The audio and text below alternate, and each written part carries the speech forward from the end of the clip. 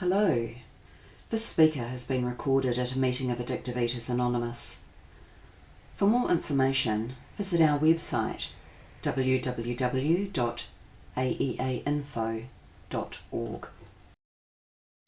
I'm Diana, I'm an addictive eater. Hi. So I'm going to share my experience, strength and hope. Goodness, I'm just trying to think back. I first found out about this fellowship in a treatment centre. In fact, it was before that. I went to a meeting, a food fellowship meeting in Wellington. I can't even remember how I heard about it. I went there, and the main thing I remember was the identification. And I remember a woman shared, and she said, she'd been talking about her eating, and she said something like, and then I went for this huge run, and I remember sitting there and thinking, God, that's what I do. At the end of that meeting, I could feel inside me, I remember this so well, I knew that when I left that meeting I was going to eat. I absolutely knew that. And for me, it was actually a physical feeling. It was literally building up. And I remember I just absolutely didn't want that to happen. And so I went over to a woman in the meeting. I didn't know anybody. And I said, I was trying to be casual, and I said, so what do you do? What do you eat? You know. And she just, I eat off the food pyramid. And I just remember thinking, oh God. Like I was beyond the food pyramid. I'd tried all that. And after that, I don't have a memory, but I do absolutely know that I binged. I just know it. At that time in my life, it was what I call blackout eating. I don't have a lot of memory of it. It was no exercise, no dieting, no control.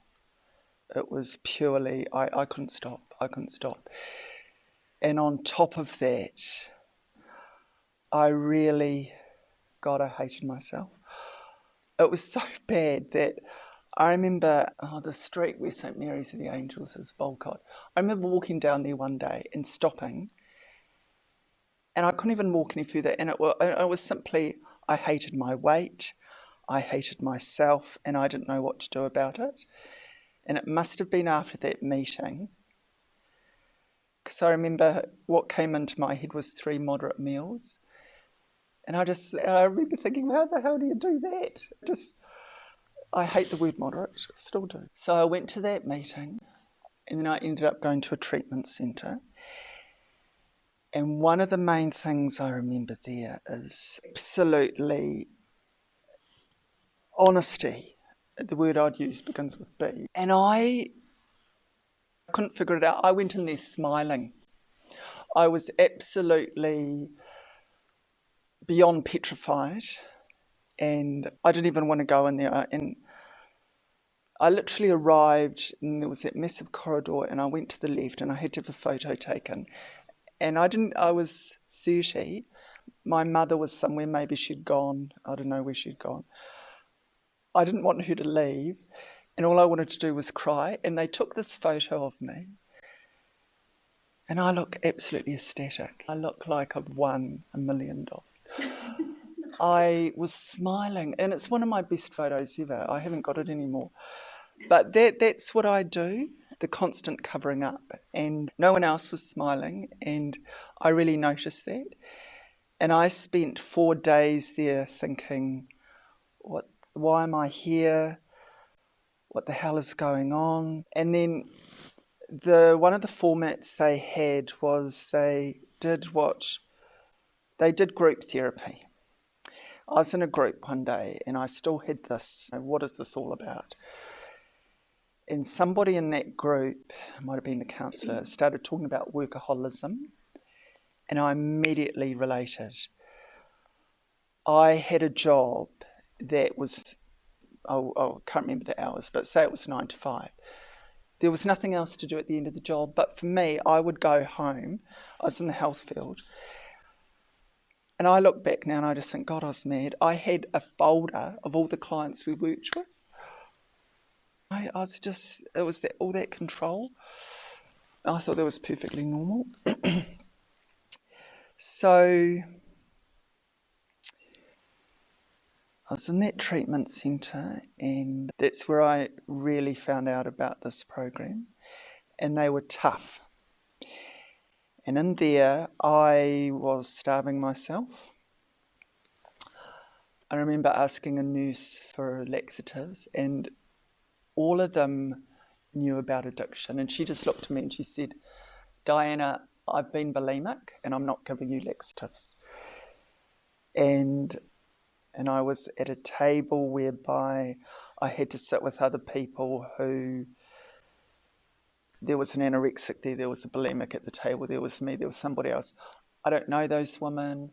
I don't think we even spoke to each other because we were all, well, I was totally in my head, just obsessing about the lunch, what do you call it, smorgasbord every single day. I'd try and memorise it and think about, I'd obsess about what I was going to eat. Anyway, so I was back to another group. I was in another group therapy session.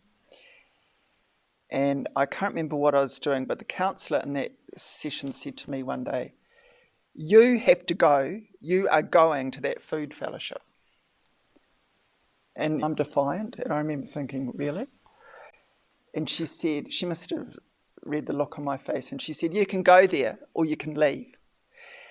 And I knew that it was thousands of dollars to be there. I knew that with my drinking, that had completely broken me. And I wasn't there to muck around with my drinking. And I knew in my heart of hearts I needed to be there. That scared me, what she said. So she said to me, "You've got to go to that food fellowship." And the first night I tried to go there, I was completely petrified. There was a big sign outside the door, and I kept walking up to the sign and reading it and walking away and going back and forth. And in the end, somehow I got through the door. From memory, that was my second meeting. The first meeting was, they used to have a family weekend. My parents went to the first meeting I ever went to, or they were around anyway. And I remember at that meeting, I was incredulous at what people were saying. I couldn't believe the openness of people talking about what they'd done with food. I just remember, God, it was mind-boggling. And I remember a woman there had travelled from Christchurch, I think, to be at that meeting. And she said, and I just had my dinner before I got here, and I immediately thought, "What'd you have for dinner?" At the end of that meeting, I just remember standing up, and I felt like I was in heaven. I just couldn't believe it. I felt fantastic. I thought, my God, this is amazing. Then the next meeting, I was like what I talked about. Anyway, I get back to Wellington. I'm going to AA.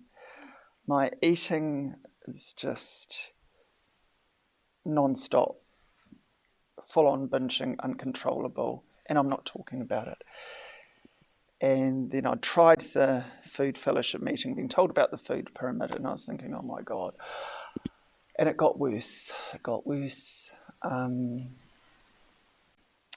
was so bad that to this day, a big part of that year is just blackout. That's how miserable I was. So it didn't get any better, and I had an AA sponsor. I did my 5th step with her. And she was a strong sponsor. She didn't have the greatest memory though, and she's a lovely person, but one day I must have talked to her about the food, and she said to me, "Oh yeah, I know 2 lovely girls, and they go to that fellowship," and they weren't in Wellington. She said, "I'll have to give you their numbers," and she'd forget. And then we got to my 5th step, and I was beside myself at this stage. The eating, I just wanted help. I wanted it to stop. And I think somewhere in the 5th step, I might have finished it, I can't remember. And I said, "Yeah, it's my food." So she gave me a number of one of these girls. And I had their number. And then somewhere, so what happened was somewhere I was at home one day, and the way I used to eat, I used to go into that kitchen, and I remember this binge. I was flatting with my cousin and her 2-year-old, and there were tiny teddies. I was buttering up bread and butter. I was going into the fridge with ice cream, and I was just shoveling it all up. And the phone rang. No, is that right? No, it's not. No, it's not. Somewhere in amongst all that, I picked up the phone. And I rang this young girl. And I didn't know her. And my recollection is I said to her, I've just been eating. And she didn't even pause, and she said, what have you eaten? And I couldn't remember. And the kitchen was where that table is. It wasn't far away. And immediately I started to cry. And that was a first. And she said to me, without pausing, she said, you're in blackout. And that's actually what brought the tear. And I knew blackouts from drinking. I didn't know about blackouts from eating. And she gave me the number of someone else in this fellowship, and she said, oh, why don't you give her a ring? Eventually I rang this woman. And now I remember this phone call pretty well. I picked up the phone, I said, hi, I'm Diana. And my recollection is she said to me, you are not a bad person. And she said, you've got the disease of addiction. And it takes years and years and years and years, but it will kill you. She said it does it 3 ways. It does it through anorexia, it does it through obesity, and it does it through suicide. And then she said, an addiction swap, and you need to put down the food. Now, when she said the word suicide, I may as well have been thumped in the chest, because I always felt like that. I didn't even know it. I always was thinking of how to end it all. That was actually normal for me. I didn't understand putting down the food, but I had so much pride I didn't question that. I related to the addiction swapping because I stopped drinking, and my eating had got worse. She talked a little bit about herself. She said her first 2 years, I got the impression it was cold turkey. I don't know if those were my words. She did mention a higher power. So that's what I remember. But I really got hope from that conversation. It didn't stop me eating. So that was in May of 1 year. And somewhere in amongst all this, I had a definition of, my words would be the disease and recovery. And it was said to me, the disease is like you're going down a hill. You just keep going down, down, down, down, down. And then, okay, so I hit rock bottom, and then recovery is you're just always going up. So that was May. It took me till December of that year, and I don't know what I was doing. I was going to AA. I think I was going to the other food fellowship off and on. And I just had this moment. So for me, prior to being in here, I always thought all I needed to do was control what I ate, get on a good diet, lose weight, everything would be great. And I'm a planner. Now, what happened was I had made a friend in AA. And this particular evening, we'd been out to a cafe. I think things were okay. My mental state was really, really bad. I remember my intolerance to her. Anyway, we went to the smoothie. Generally, the night was okay. We went to the smoothie. Movie was fine. She was fine. Now, in the middle of the smoothie, I got the weirdest feeling. I couldn't sit still. Everybody in the movie was watching the screen. I was almost jiggling. It's like I had ants in my pants. And my whole, I don't know, it was just weird. And I got this sudden sensation, and I thought, and I've never had this before since, and I thought, I'm either going to end it all for the first time in my life, I got a mental picture of how I was going to do that. Or I'm going to ring that young woman. Eventually what had happened to her, she had, and amongst that year, even 12 Stepney, she'd travelled from Rotorua to meet with me in 12 Stepney.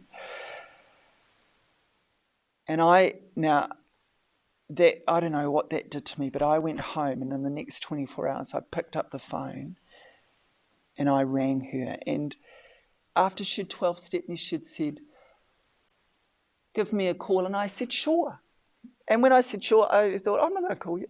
The lie was, but this time, everything in me, it's all I wanted to do was call her. And I went home and I picked up the phone and I must have said something. I said something to her like, what do I do? What do I do? And she said, just call me every day. And the next day, I rang her. And that was the start, that was the start.